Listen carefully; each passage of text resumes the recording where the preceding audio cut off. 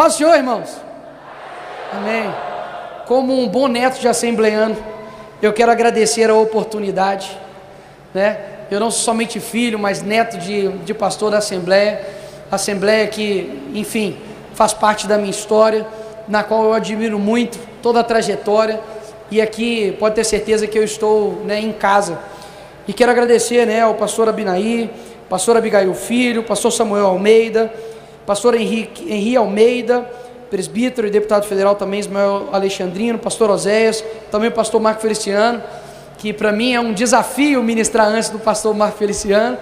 Via os seus vídeos, né, desde quando eu era pequeno, ou seja, desde sempre, né, vejo os vídeos do pastor Marco Feliciano, e para mim é uma honra estar aqui. Não tem muito tempo não, poxa.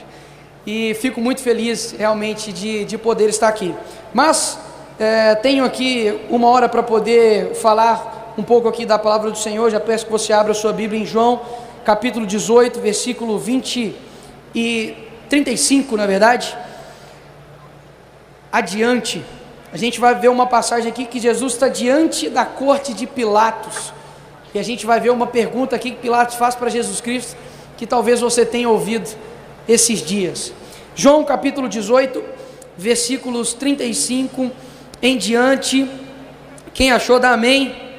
Amém. Diz o seguinte: replicou-lhe Pilatos: porventura sou judeu? A tua própria gente, os chefes dos sacerdotes, é quem te entregaram a mim. Que fizeste? Ao que lhe afirmou Jesus: meu reino não é deste mundo. Se fosse, os meus servos lutariam para impedir que os judeus me prendessem, mas agora meu reino não é daqui. Contudo Pilatos lhe inquiriu: então tu és rei? Ao que lhe respondeu Jesus: tu dizes acertadamente que sou rei. Por essa causa eu nasci e para isso vim ao mundo, para testemunhar da verdade. Todos que pertencem à verdade ouvem a minha voz. Então Pilatos questionou a Jesus: o que é a verdade? Pode fechar a sua Bíblia. Aqui Jesus está de frente de Pilatos, e Pilatos, qual era a profissão dele? Qual? A escola bíblica dominical, hein, pastor? Pilatos era um político, ele era governador da Judéia. Então ele chega ali perante Jesus Cristo e fala: olha, quem é você? Você é rei por acaso? Aí Jesus falou: olha, tu dizes que eu sou rei, eu vim para testemunhar da verdade, e todos aqueles que ouvem a verdade, eles também estão me ouvindo. E aí Pilatos vai e fala com ele assim: o que é a verdade? Talvez você já ouviu isso, né, essa pergunta nos tempos de hoje, e talvez você fique indignado com a postura de Pilatos, né? Porque ali ele estava diante de um inocente, e mesmo assim, sem nenhum tipo de acusação, ele é levado à cruz, a pior tipo de condenação que tinha na época. E nisso, você pensa assim: mas como Pilatos fez isso? Ele olha para Cristo, não tem nenhum tipo de acusação, e o que Pilatos faz? Ele lava suas mãos, ele toma uma posição de neutralidade diante de uma decisão. E o que acontece? Jesus, ele é condenado à prisão, ele é condenado ali à morte naquela cruz. E talvez você fique indignado, né, com Pilatos, falar: como que Pilatos é capaz de fazer isso? Se fosse eu jamais deixaria de impedir com que Jesus fosse para a cruz. Só que hoje em dia, fazendo uma analogia, muitos de nós tomamos posições muito parecidas. A gente toma essa posição diante de um professor que está falando, né, contra Jesus Cristo, e você se isenta. Afinal de contas, se você falar algo, você vai ser condenado ali por estar defendendo a Cristo. Talvez no seu trabalho seja a mesma forma, e nisso é a maneira como nós estamos vivendo hoje. Talvez uma pessoa pergunta e fala para você: por que você acredita que ter relações sexuais só depois do casamento é o certo? Aí você fala: porque eu sou cristão. E daí ele fala: mas por que você acredita nisso? Você fala: porque para mim essa aqui é a verdade. Mas por que isso é a verdade para você? Então acaba que essa pergunta que foi feita há 2000 anos atrás, ela ainda está muito consistente hoje em dia. Afinal de contas, o que é a verdade? E quando você lê a Bíblia, nós percebemos que nós somos um ser tricotômico. Nós somos corpo, alma e espírito. Como nós alimentamos o nosso corpo? Ninguém come aqui. Vocês alimentam o seu corpo como, Fred? Pequi. Eu não gosto. Quem gosta de pequi, levanta a mão. Tá bom. Perdi. Eu não sou pequifóbico, tá? Mas eu não gosto de pequi. Mas enfim, quem não gosta de pequi, levanta a mão. Uai, que isso, gente? Teve gente que levantou aí 2 vezes, ué. Se ensina ou não, né? Enfim. A gente alimenta o nosso corpo como? Comendo. Simples. Como nós alimentamos o nosso espírito? Lá na igreja meu pai chama de job. Jejum, oração e Bíblia. Nós alimentamos o nosso espírito dessa forma. E como nós alimentamos a nossa alma? Nicolas, uai, eu nem sabia que eu tinha uma alma, né? C.S. Lewis fala que você não é um corpo que tem uma alma, você é uma alma que tem um corpo, ou seja, você é alma. E como você alimenta a sua alma? Salomão, o homem mais sábio que já pisou nessa terra, depois de Jesus Cristo, disse o seguinte: você precisa correr atrás do conhecimento e da sabedoria, né? Como aquele que corre atrás do ouro e da prata. Agora não precisa me responder, mas responda aí para você mesmo. Você está correndo atrás da sabedoria como aquele que corre atrás do ouro e da prata? Colocando nos dias de hoje, né? Como aquele que está correndo atrás da picanha, atrás do ovo, né? Está tudo caro. Mas você está fazendo de fato isso? Não me responda. Qual foi o último livro que você leu? Se veio 3 porquinhos, você está mal. Rapunzel, esquece. Isso aí já é em outra época. Ou seja, o que está acontecendo hoje?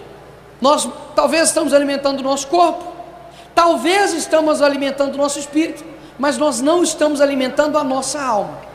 E é por isso que hoje nós temos dados alarmantes. Se puder colocar aí o slide para mim, por gentileza, do número que mostra que 70%, próximo, que 70% dos jovens cristãos, próximo, 70% dos jovens cristãos que entram na faculdade, eles abandonam a sua fé logo depois.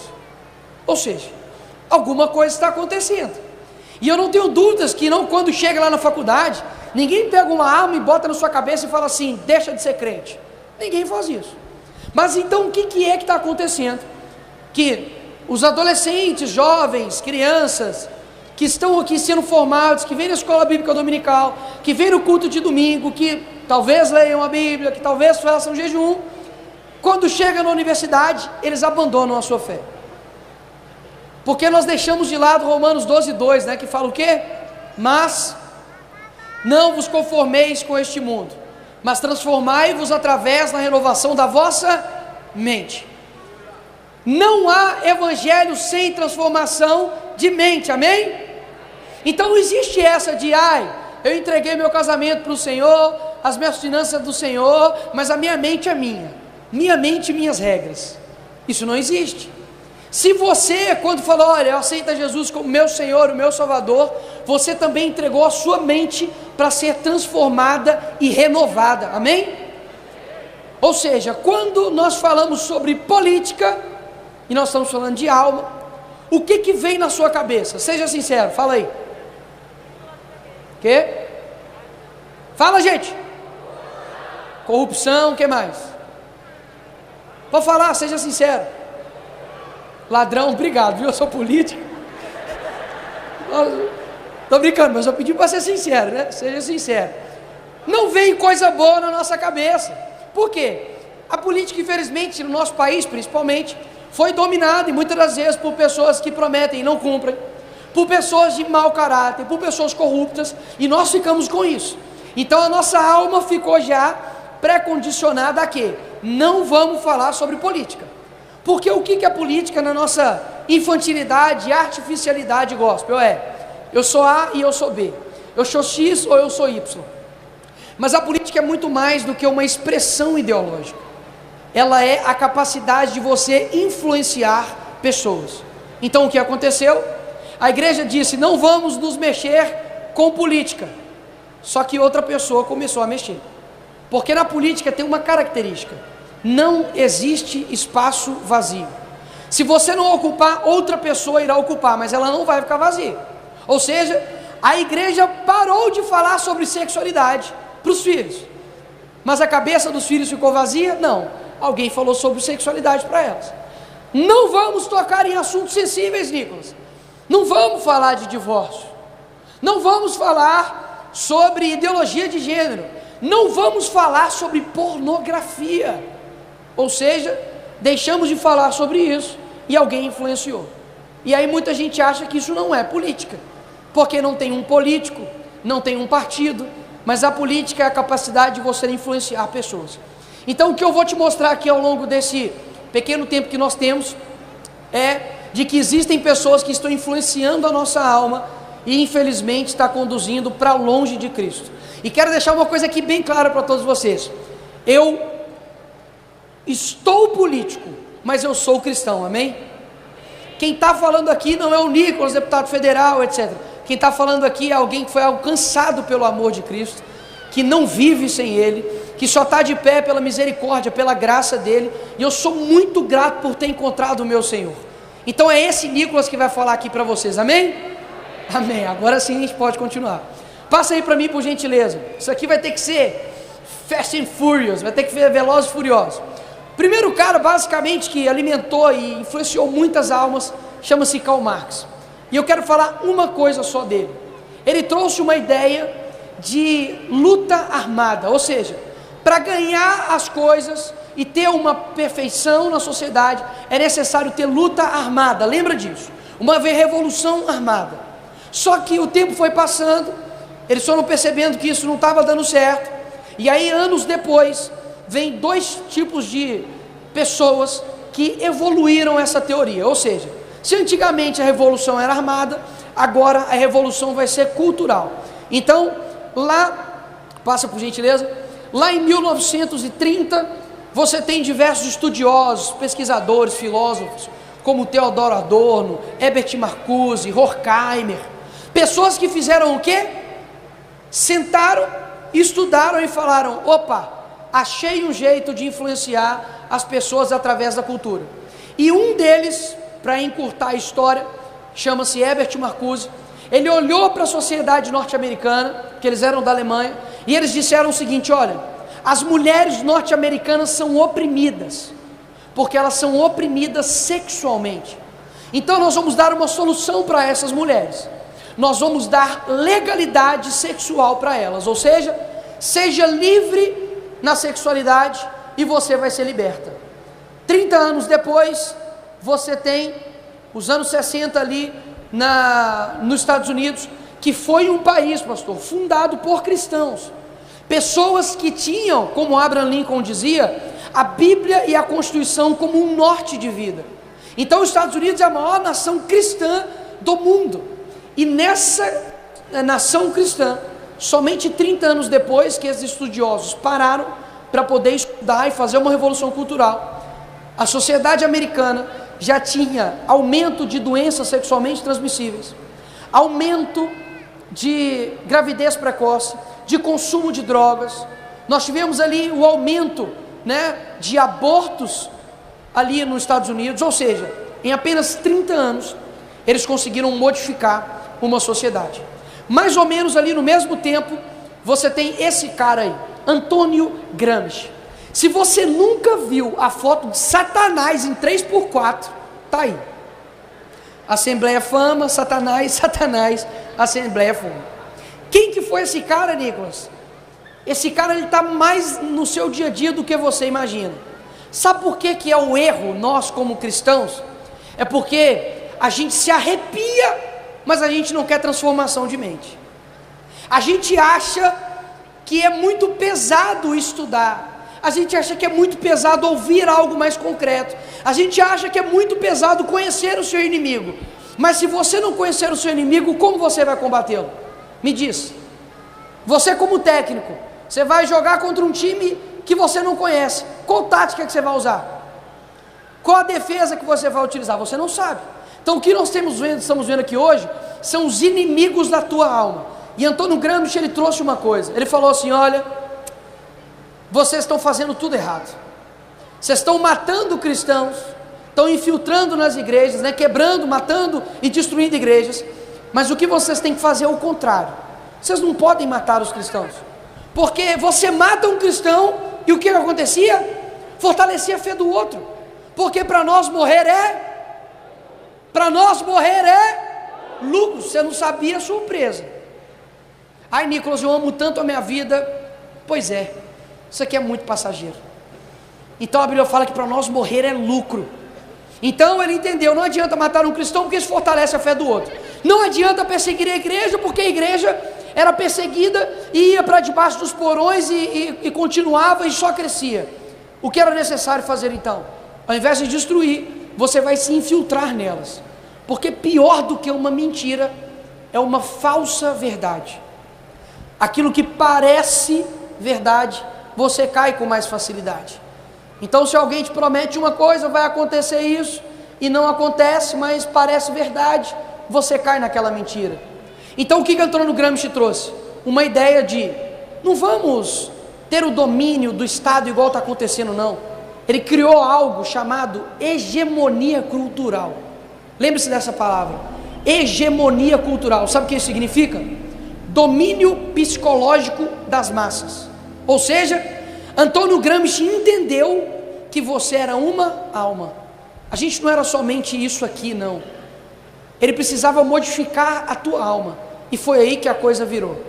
Depois disso, em todos os lugares, antes você sabia quem era o inimigo, agora você já não sabe quem é mais.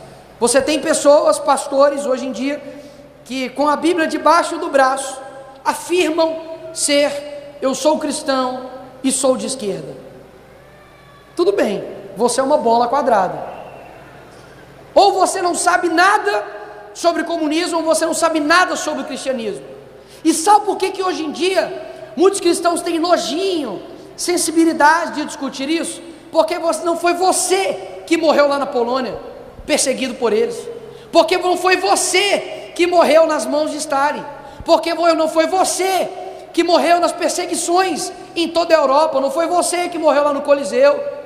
Porque senão você sentiria os mártires cristãos da igreja primitiva. Porque hoje é muito fácil chegar e falar, eu sou cristão, e o mundo inteiro te amar. Mas nós não fomos chamados para poder ser adorados por esse mundo. Nós somos chamados de fato para ser perseguidos por esse mundo. E aí que está o pulo do gato. Esses caras entenderam isso. Vamos então, ao invés de persegui-los e matá-los, nós vamos entrar dentro deles e vamos modificar tudo. Então o primeiro inimigo que nós temos hoje, e eu vou mostrar ali, ele pode passar, que meu tempo é curto, pode passar, deixa aí para mim. Ativismo, parece um código do GTA, né? Ativismo LGBT, eu vou me ater aí. Isso é uma das coisas que tem alimentado as nossas almas, que diz respeito à nossa sexualidade. Ou seja, quando se trata desse tema aqui, você tem que ter um cuidado em diferenciar o homossexual do ativista LGBT. São coisas completamente diferentes. Um quer uma aceitação e o outro quer uma imposição. Ou você concorda comigo, ou senão você é um transfóbico, um homofóbico, um fascista, um taxista, um ciclista, um maratonista, um monte de ista. Isso não é aceitação, isso é imposição. Ou seja, por que nós precisamos falar a respeito disso, Nicolas? Porque quem criou o sexo e a sexualidade não foi o diabo, foi Deus. E Deus não é um Deus de aleatoriedades. Ele não falou assim, eu vou criar o homem assim, e vou criar a mulher assim, e seja o que Deus quiser, seja o que eu quiser, né? Ele que criou? Não. Deus, ele é um Deus que de fato ele tem finalidades. Ou seja, você aí, homem que está sentado ao lado de uma mulher, você tem mais de 6.000 diferenças biológicas e psicossomáticas com a pessoa que está em você, ao lado de você, do sexo oposto. Nós nos complementamos. E por que hoje há muita dificuldade da igreja em tratar sobre esse tema? Porque primeiro, é um tema que se você falar, você vai ser perseguido e cancelado. E hoje a gente criou um bando de cristão Nutella que só quer ser amado pelo mundo. Esse é o primeiro ponto. Segundo ponto, hoje tem cristão com medo de afirmar que só existem dois sexos. E isso quem diz não é eu, não é o pastor Marco Feliciano, é a Bíblia. A Bíblia diz que eu criei o homem e criei a mulher. Ponto. Nicolas, por que isso é tão importante ser dito? Eu vou explicar por quê. Porque quando você não estabelece aquilo que Deus criou, e você passa a dizer que é aquilo que uma outra pessoa de fora da Bíblia pode modificar a criação dele, você passa a ser o Criador e não Cristo, e não Deus. Ou seja, nós temos capacidade para poder indicar um louvor. Nossa, me fala aí qual o louvor que está bombando hoje, assim, porque assim, eu estou precisando, sabe, isso é me enchido pelo Espírito Santo. Você sabe indicar um louvor para alguém, você sabe as tretas gospels todas, pastor não sei o que, pode ou não pode, pastor Mirim, King the Power, todas as tretas você sabe, aí você sabe de cor, mas se chega uma pessoa para você e fala assim: Nicolas, fulano, eu sou homossexual, preciso de orientação, você consegue me exortar quanto a isso? Você não sabe, porque você é preguiçoso, você quer ter arrepio, mas não quer ter transformação de mente. E qual é o papel da igreja? Não orientar essa pessoa, para depois chegar uma pessoa e ir lá e orientar ela, não conforme a orientação bíblica do testemunho vivo de Cristo. E você acha que isso não é ser cristão, por quê? Porque você não liga para a sexualidade dos outros, porque você está muito preocupado em cuidar de si mesmo, horas. Ou seja, um erro, e quero puxar aqui a orelha de todos nós, é o seguinte: sabe por que muitos de nós não conseguimos alcançar essas pessoas? Porque a gente se coloca num pedestal maior. Eu sou hétero, você é homossexual, você vai para o inferno, eu vou para o céu. Posso falar uma coisa, irmãos? Heterossexualidade não é sinônimo de santidade. Vou repetir: heterossexualidade não é sinônimo de santidade. Não é porque você é homem, é porque você é mulher, que você vai para o céu. Sabe por quê? Porque assim como o homossexual, a Bíblia condena isso, e diz que isso te afasta do propósito de Cristo, o adultério também, a mentira também, a preguiça também, sabia? A gula também, a fofoca também, tudo isso. Ou seja, você está medindo a Bíblia como uma régua para o pecado do outro ou para o teu pecado. Por isso que nós não estamos discutindo sobre isso. Agora, voltando sobre quem está influenciando as suas almas, eu não estou falando simplesmente de quem é homossexual, isso aí é uma outra história. Eu estou falando dos ativistas LGBTs. E aí eu quero passar um vídeo aqui só, que não é o primeiro, é o segundo, tá?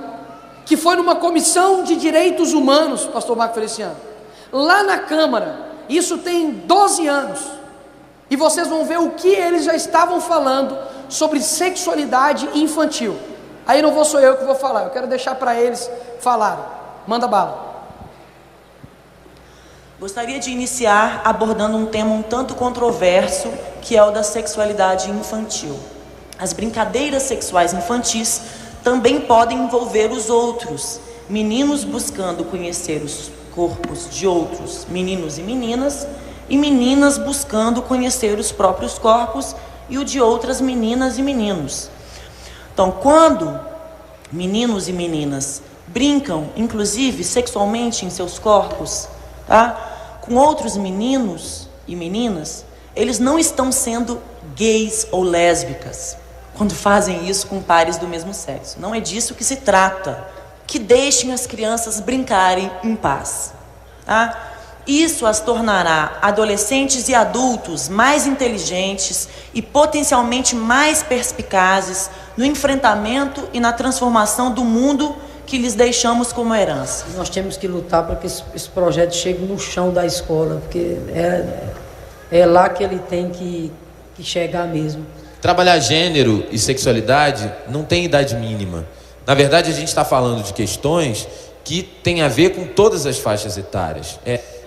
No ensino fundamental, a gente pode trabalhar de diferentes maneiras. Cada vez que alguém vai ao fundamento dessa cultura, que é a Bíblia, e toma a Bíblia ao pé da letra, a gente pode chamá-la de fundamentalista, sem medo de ser feliz. Desde projetos fundamentalistas religiosos, esses desgraçados, eles têm um poder político de projeto que só está se consolidando.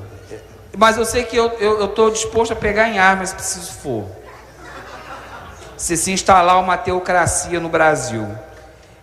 Eu quero dizer ao Jean que estou aqui para te ajudar também na dessacralização do casamento, viu?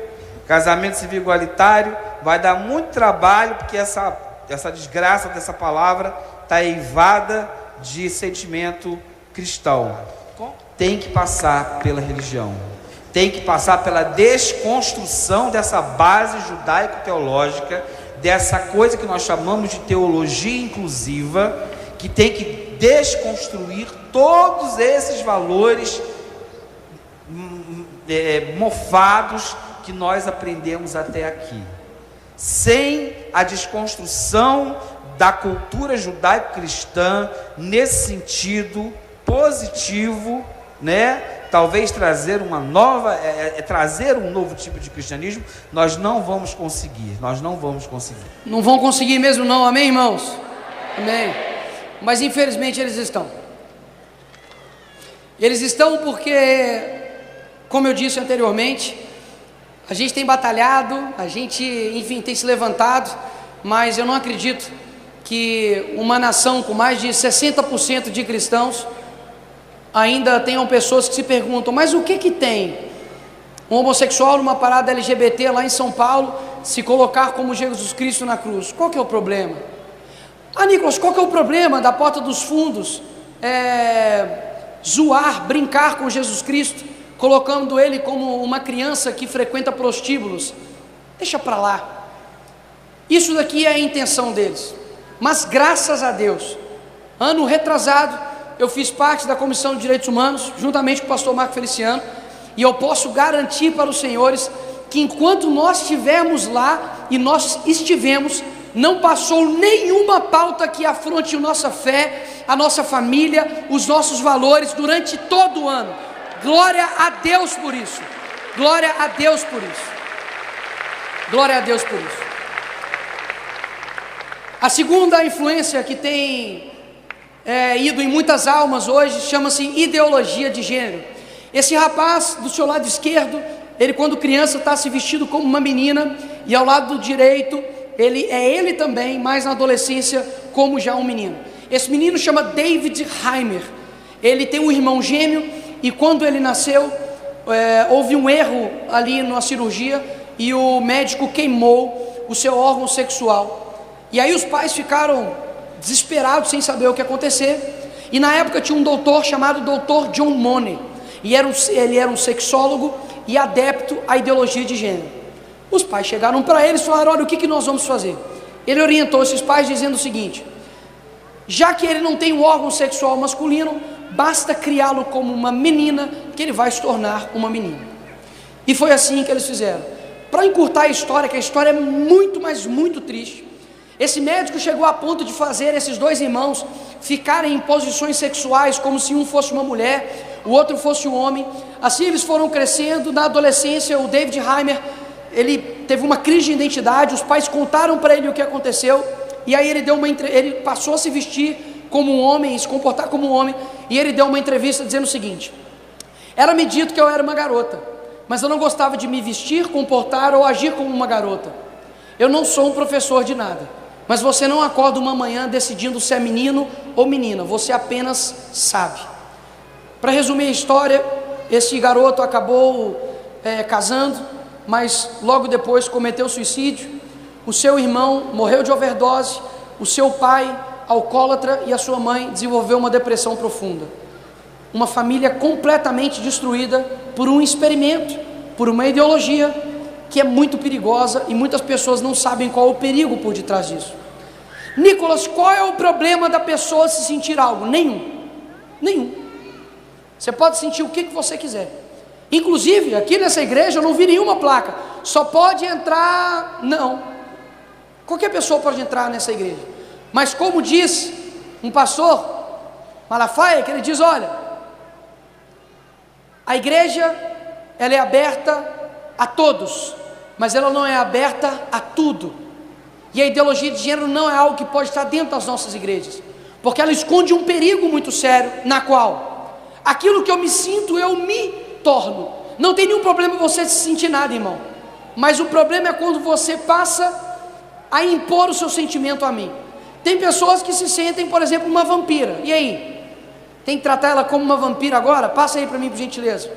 Tem pessoas também que se sentem um homem gato. O objetivo dele era se tornar um homem gato, né, cruzado com um felino ali, cometeu suicídio em 2012. Olha lá, olha como eles eram e como eles estão. Imagina, né, você, né, menina aí solteira, fala: amiga, estou precisando de alguém, assim, um varão bonito, sabe, um cara assim. Aí você fala: não, eu tenho um amigo para te apresentar, ele é muito gato. Aí ele aparece. Toma cuidado. Coloca lá. Tem um terceiro ali, ó, homem bebê. É o Stanley. Ele se sente um neném e ele tem a Sandra que cuida dele. E ali, ó, mesmo pesando mais de 150 quilos, ele gosta de fazer manha ao receber a papinha. Atualmente ele busca uma mãe em tempo integral para cuidar dele. Claro, a Sandra deve ter desistido de cuidar dele, né? Ou seja, ele se sente uma criança. Quem é você para dizer que ele não é? Tem mais um. Tem também brasileiros, que isso não é só lá fora não, que se auto-intitula os littles, né, os pequenos, que eles, enfim, usam fralda, né, ali com a chupeta, usam ali, né, o ursinho de pelúcia, e eles falam: nossa, seria muito legal se a gente pudesse regredir de idade num parque ou numa praia. Aí você para pensar: Nicolas, tá, mas isso, qual é o perigo disso? Eu vou te explicar. Quer dizer que um princípio de aquilo que eu me sinto, eu me torno, é obrigatório, certo? Então tá bom. Se aquele Stanley que se sente uma criança, ele tiver relações sexuais com uma criança, é pedofilia? Sim ou não? Você viu que nem tanto todo mundo respondeu, né? É pedofilia, sim ou não? Sim. Graças a Deus. É pedofilia. E se uma vampira, tem alguma pessoa advogado aqui, direito, algum advogado? Eu juro que a pergunta é simples. Senhor, qual é o seu nome, perdão? William. Qual o artigo do Código, falei que era simples, mas é.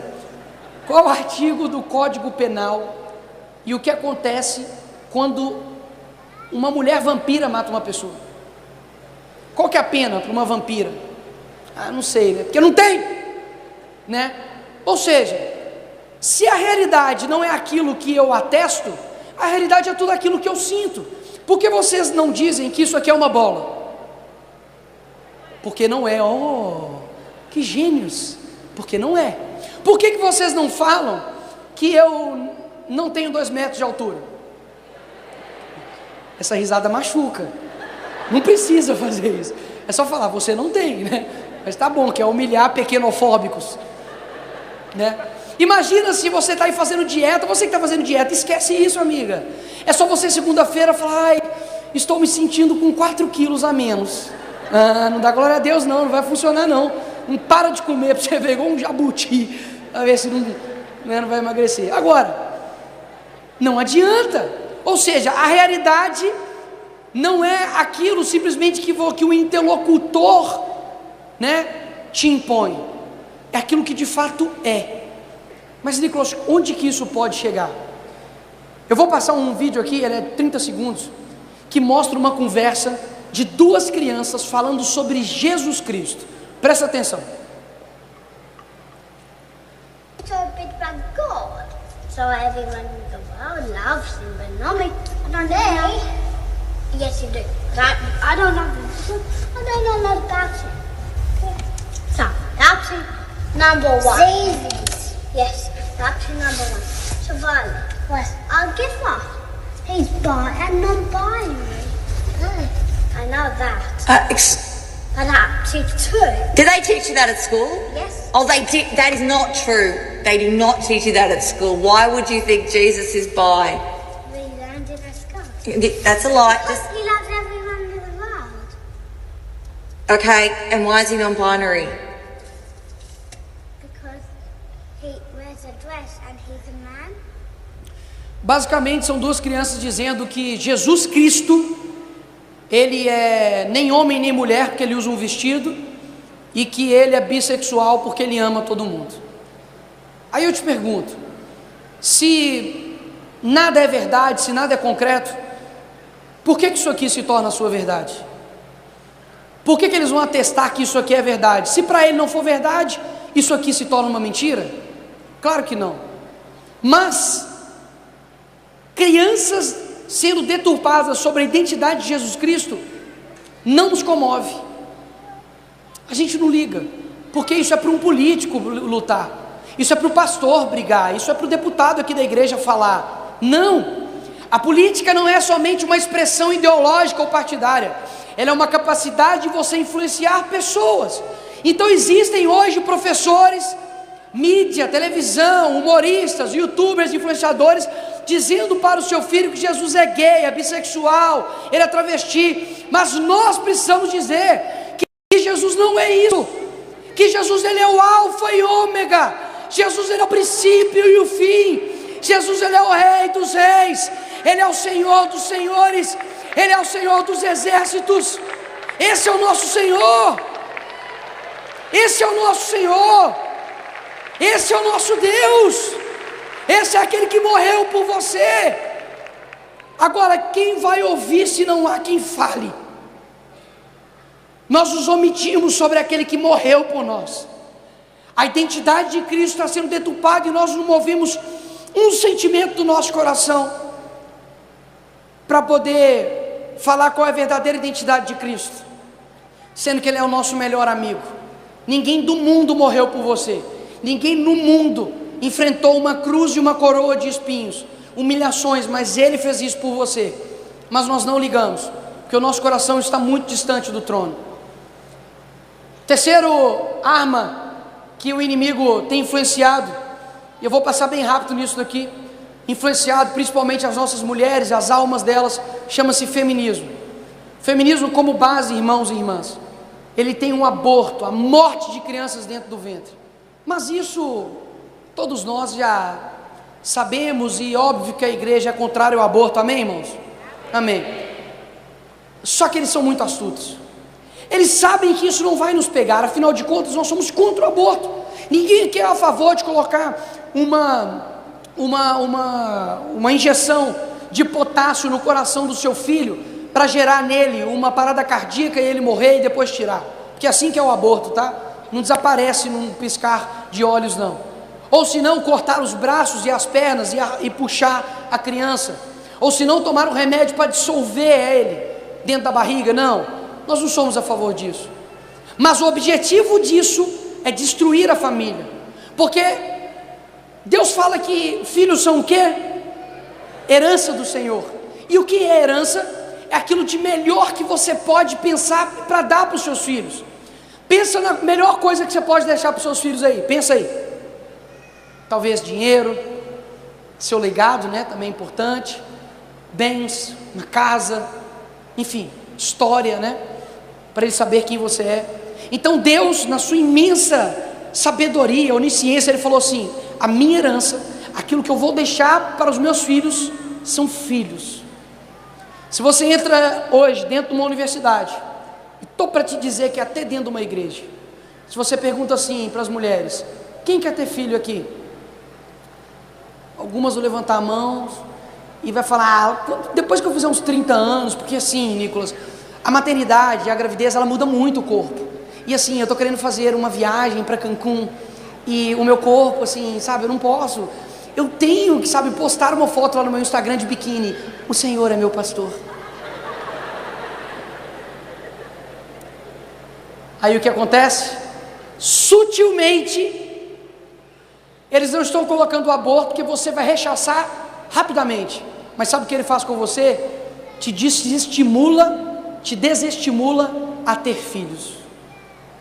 Aí eu te pergunto: você já orou pedindo direcionamento para o Senhor, amém? Amém. Sobre quem você iria casar, amém? Eu orei, irmãos. Falei: ai filho, para eu conseguir uma loura do olho azul foi muita oração. Joelho no chão, tá, varão solteiro que tá aí, não acha que é fácil não, filho. Orei. E Deus me mandou uma lá do interior do Espírito Santo, sabe? Lá assim, lá longe. Mas consegui.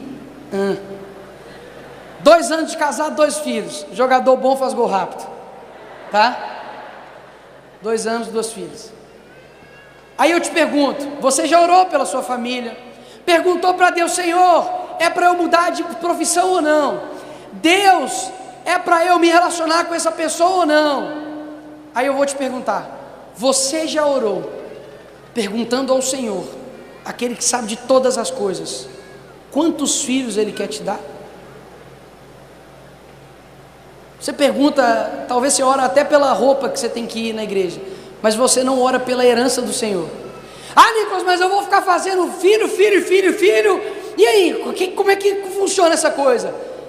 Eu nunca orei para o Senhor para Ele me dar 7 filhos. É um desejo do meu coração, de fato, é um desejo, mas eu nunca orei.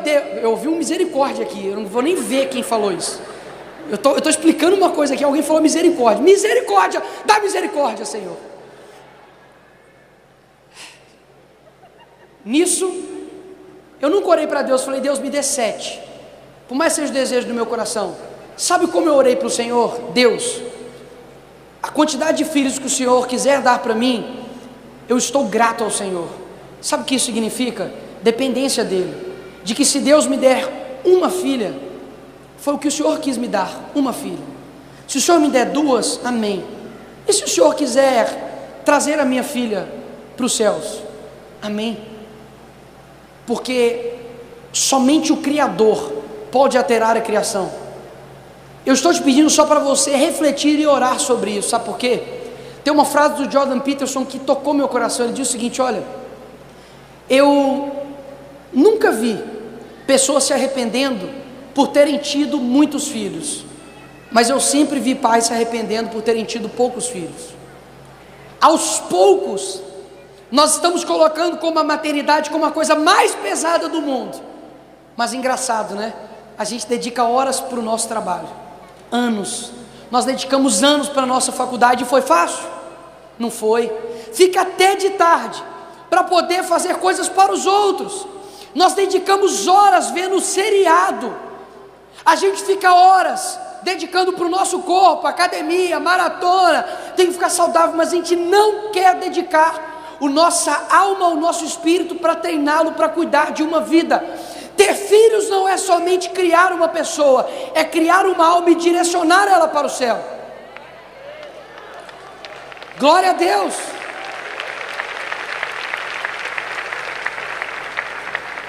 Tem um filósofo que chama Eric Voegelin, que ele diz o seguinte: a crise da modernidade é uma crise espiritual disfarçada de crise política. Tem muito pai aí, mãe, que está transferindo a educação dos seus filhos para a escola, para a universidade, até mesmo para um político. Manda uma mensagem encaminhada para o filho e fala: vê aí. É assim que você trata a herança do Senhor? Lamento te informar, o problema do Brasil não é o PT, o problema do Brasil não é o Lula, o problema do Brasil não é a esquerda não, é você pai que é frouxo.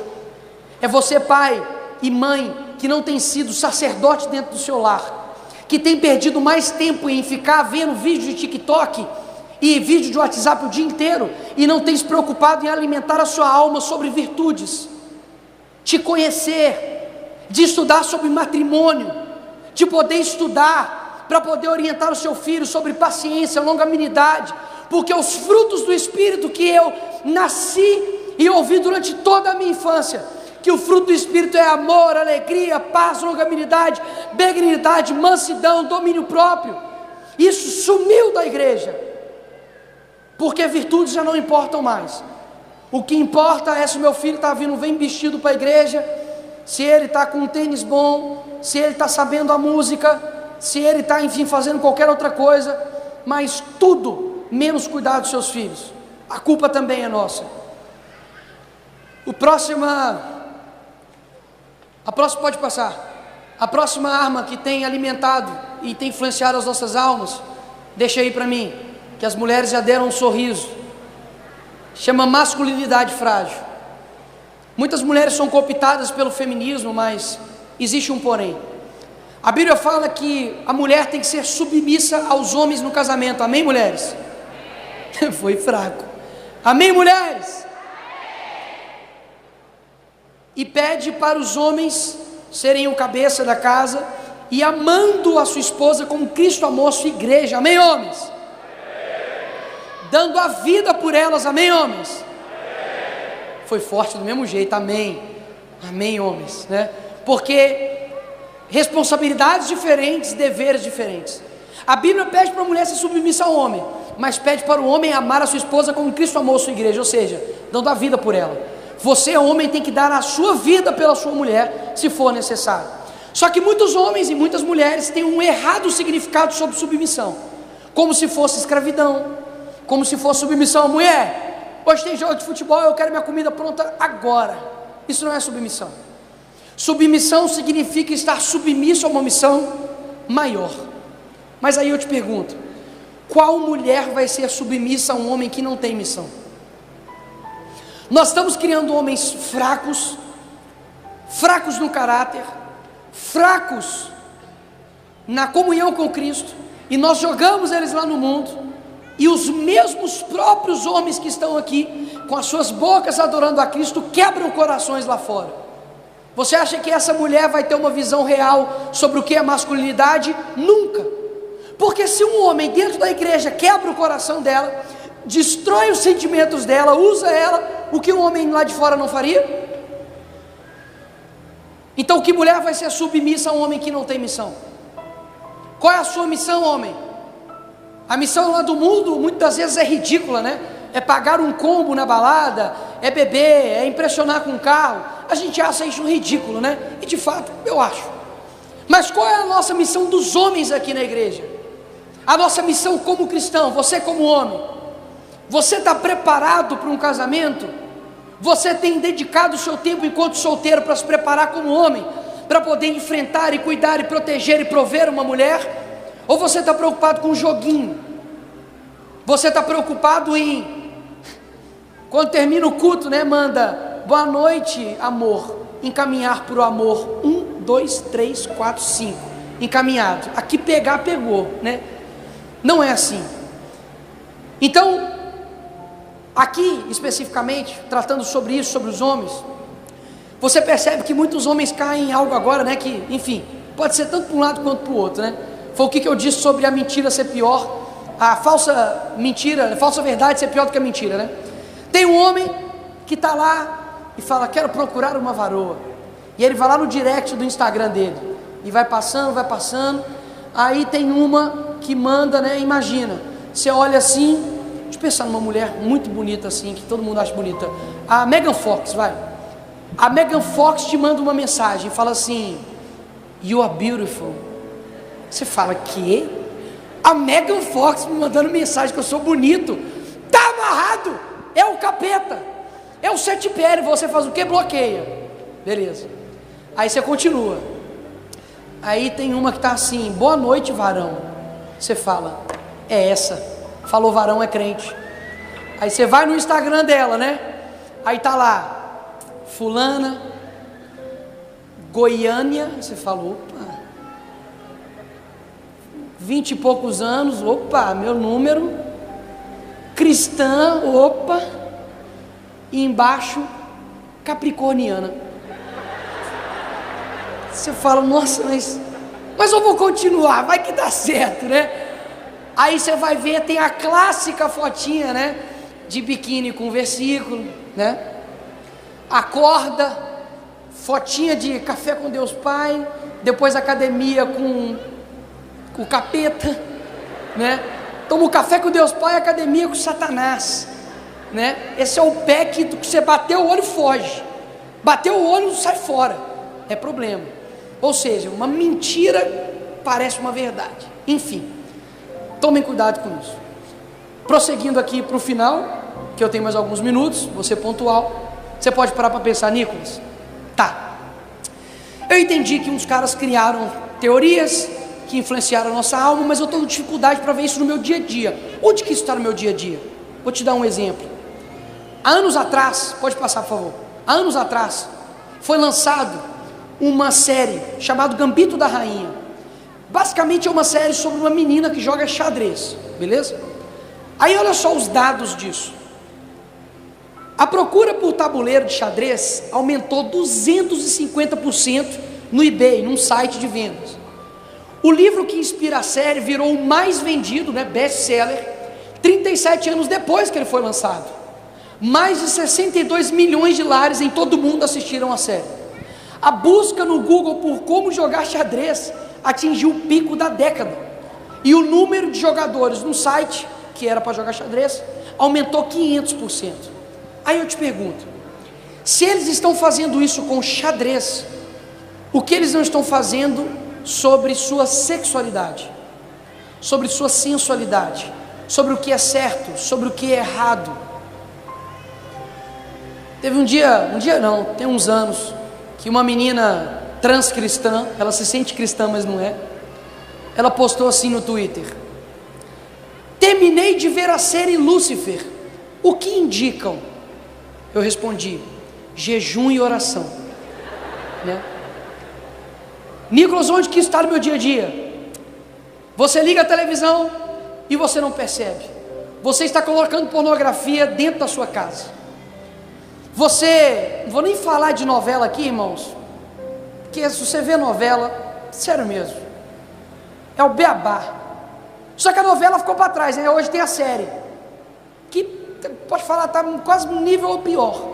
Mas lá na novela, pelo menos a brasileira, o adúltero é o garanhão da novela, é o mais lindo, é o bonito, que pega todo mundo. A traficante é a Juliana Paz, linda, maravilhosa, né? Glamour do crime. Você vai ver o cabeleireiro, é sempre o homossexual, gente boa, que todo mundo gosta. A crente é a careta de coque, chata, né? Boba, né? Caricata. Ou seja, através da cultura, eles estão mandando para você várias mensagens sobre o que é certo, sobre o que é errado. E aí eu vou te perguntar, quando você escuta uma música hoje em dia, alguma música hoje no Brasil, tá, tirando a música cristã, e olhe lá, ela traz algum sentido de vida, né? Então o que a gente escuta não traz sentido de vida. O nosso vocabulário é chulo, porque a gente se amolda aos padrões do mundo, porque lá eles se vestem de uma forma, a gente se veste da mesma forma. Lá eles começam a fazer um dialeto, uma gíria, a gente começa a falar a mesma gíria. Se lá fora a moda é andar com a roupa larga, a gente anda com a roupa larga. Roupa curta, né? Quem copia quem no final das contas? Quem influencia quem? Ou seja, o nosso dialeto, o nosso vocabulário de cristão se torna um vocabulário de lá. O que nós colocamos diante dos nossos olhos não tem influenciado a nossa alma positivamente, pelo contrário, tem destruído a nossa alma. Nicolas, a sua palestra sobre o cristão e a política, eu jurava que você ia falar do Bolsonaro, eu achei que você ia falar do Lula, tá amarrado? Eu achei que você ia falar do STF, em que a gente tem que votar no que vem. Irmãos, uma das coisas que me chateou muito no final de 2022 foi o seguinte: a pergunta que eu mais ouvi, e principalmente de cristãos, foi a seguinte, logo após as eleições, foi: Nicolas, nós temos esperança? Eu falei, mas é claro, a minha esperança veio há 2000 anos atrás, ela morreu numa cruz, ela ressuscitou, ela nos deu vida nova, essa é a nossa esperança, essa é a nossa esperança. Nós, irmãos, não somos movidos por eleições, nós somos movidos por gerações, geração de Abraão, de Isaac, de Jacó. O mesmo Deus, o mesmíssimo Deus que fortaleceu Davi para poder lutar contra um Golias, é o mesmo Deus que está aqui hoje. O mesmo Deus que fortaleceu Josué: seja forte e corajoso, não tema nem desanime, porque eu sou o teu Deus. É o mesmo Deus que está aqui hoje. E esse versículo antes tem: isto é uma ordenança, é uma ordem. Ou seja, nos resta obedecer. O que eu vim aqui falar essa noite para vocês foi sobre propósito, foi sobre a sua capacidade de influenciar, e quem você está influenciando, e quem está também te influenciando. Eu tenho muitas dores no meu coração quando eu olho para a igreja hoje do Brasil. Muitas dores. Eu me seguro, eu não falo, eu não me manifesto. Mas, irmãos, minha paciência um dia vai acabar, e um dia eu vou começar a falar, mas vai sobrar para muita gente. Sabe por quê? Porque eu não sou nenhum justiceiro, nenhum porteiro do céu, mas eu sou corpo de Cristo, e cada parte do corpo tem uma função. A mesma mão que apacenta, a mesma mão de Davi que cuidou das ovelhas, matou um leão e matou um urso. O que eu quero dizer com isso? Nós fomos chamados para poder influenciar essa geração e não ser influenciado por ela.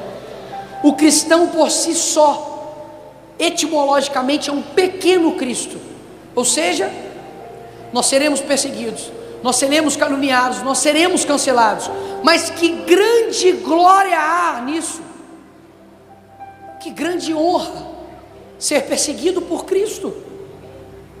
Ou seja, o que está movendo o nosso coração? São gerações ou meramente de 2 em 2 anos? A política que eu quero falar aqui para vocês é uma política de propósitos. Vamos influenciar essa geração, vamos, sabe, nos transbordar para poder conseguir orientar uma pessoa que está prestes a morrer. Vamos, você, mulher, estudar não somente para você ser inteligente, mas você servir os outros, cuidando de mulheres em vulnerabilidade. Para você, mulher, ajudar mulheres a não abortarem.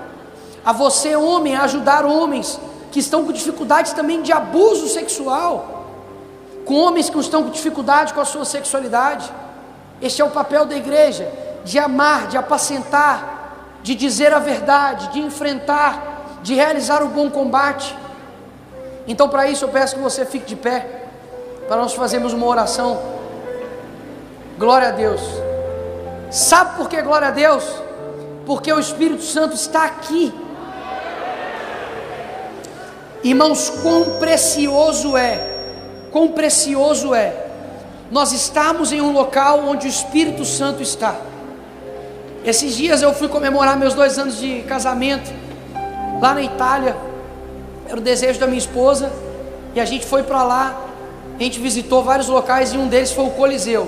Irmãos, quando eu entrei no Coliseu, eu vou falar para vocês, eu estava com uma guia, eu coloquei meu óculos, e eu não gosto de ninguém me ver chorar assim. Eu coloquei o óculos, se eu tivesse um agora eu colocava. Eu coloquei o óculos e fui entrando, e tipo, eu não sou de espiritualizar tudo e também não espiritualizar nada. C.S. Lewis fala que existem 2 tipos de pessoas mais perigosas no mundo, que são aquelas que espiritualizam tudo e aquelas que não espiritualizam nada. O equilíbrio é o ideal, e eu sou um cara muito equilibrado. Só que eu entrei assim, eu não estava arrepiado de emoção, eu estava arrepiado porque os cristãos que morriam ali dentro do Coliseu, eles não imploravam para não ser mortos, eles morriam alegres, eles morriam com um sorriso no rosto, porque era o nosso propósito encontrar o nosso Senhor. O teu propósito, irmão, não é você ficar, sabe, milionário, você sabe ter muitos bens. Não estou falando que isso é pecado, me entenda. O teu propósito aqui é direcionar outras pessoas ao céu, e você precisa agarrar o teu propósito, porque o tempo passa. O tempo passa. Quantos anos você tinha, pastor Marco Feliciano, quando você ministrou a primeira vez? Quantos anos? 13? Não, vamos falar 12. 12 anos. Pastor Marco Feliciano tinha 12 anos. Estou brincando, ele tinha 13 anos quando ele começou a ministrar. E eu não tenho dúvidas que, assim como também Salomão descreve na Bíblia, que os nossos anos passam assim, ó, como num piscar de olhos. E até esses dias eu estava na faculdade, sem nenhum seguidor, sem ninguém me conhecer, enfrentando meus leões, enfrentando meus ursos, chorando para ir para casa, porque era muito complicado. Já chorei muitas vezes em silêncio, já chorei muitas vezes com meu pai, com a minha mãe, mas em nenhum desses momentos Cristo me abandonou. Ele esteve comigo, Ele me fortaleceu, Ele me deu discernimento. Então, mas eu fiz uma decisão de cumprir o meu propósito, independente do que aconteça. Irmão, sabe por que esse mundo não pode nada com nós? E a Bíblia fala que se Deus é por nós, quem será contra nós? Porque não há nada desse mundo para nos ameaçar. Não há nada que esse mundo possa fazer que possa deixar um cristão com medo. porque se eles nos prender, nós seremos como Paulo. Se eles nos matarem, nós seremos como Cristo, como João Batista, que foi perseguido. Ou seja, o máximo que eles podem fazer conosco é fazer com que a gente se encontre com o nosso Salvador. Glória a Deus, glória a Deus, glória a Deus. Então eu não creio que o avivamento dessa igreja do Brasil, ele vai vir por arrepios, por gritos. Irmãos, cada um, óbvio, se manifesta o Espírito Santo e a Deus do jeito que quiser, mas eu creio num avivamento que tem um avivamento de caráter, um avivamento que rasga o teu coração, que teu Espírito Santo no privado fale com você. Você não pode ser mais o mesmo, você precisa ser transformado, renovado a sua mente. E é nesse avivamento que eu acredito, em jovens que de fato se derramam com o Espírito Santo, mas não somente na igreja, mas dentro do seu quarto, que ele consiga ser forte intelectualmente para poder enfrentar, não um leão como no Coliseu enfrentava, não como, sabe, um gigante como Davi enfrentava, mas enfrentar um professor, enfrentar um chefe, enfrentar a rede social, enfrentar um cancelamento. Irmãos, o Senhor do exército é conosco. Isso basta, isso basta. Feche seus olhos, nós vamos orar. Pai eterno, eu quero orar agora para 3 tipos de pessoas que estão aqui agora nesse momento. Aquelas que estão perdidas quanto ao teu propósito, que o Senhor possa direcionar, possa dar direcionamento, que o Senhor possa fazer com que o Espírito Santo, que convence do pecado, da justiça e do juízo, possa direcionar para qual propósito essa pessoa tem que cumprir. Incomode, dê sonhos, dê visões, em nome de Jesus. Para o segundo tipo de pessoa que está aqui nessa noite, que tem um propósito, mas está sendo negligente, displicente, está inerte, está parado. Pai, aviva, Senhor, ressuscita chamados, ressuscita ministérios. Pai, que dessa igreja aqui, Senhor, possa levantar somente com um suspiro do vale, ó Pai, de ossos secos, propósitos que estão mortos, de ministério infantil, do ministério de louvor, da consolidação, Pai, de ministério de evangelização, qualquer coisa, Senhor, que louve ao Senhor. Venha com o teu amor, ó Pai, convencer-os, ó Deus, de que talvez possa ser tarde demais se não tomar uma decisão. Não deixa, ó Pai, que o teu fogo apague, que o teu incenso acabe, mas desperta-os, ó Pai, em nome de Jesus.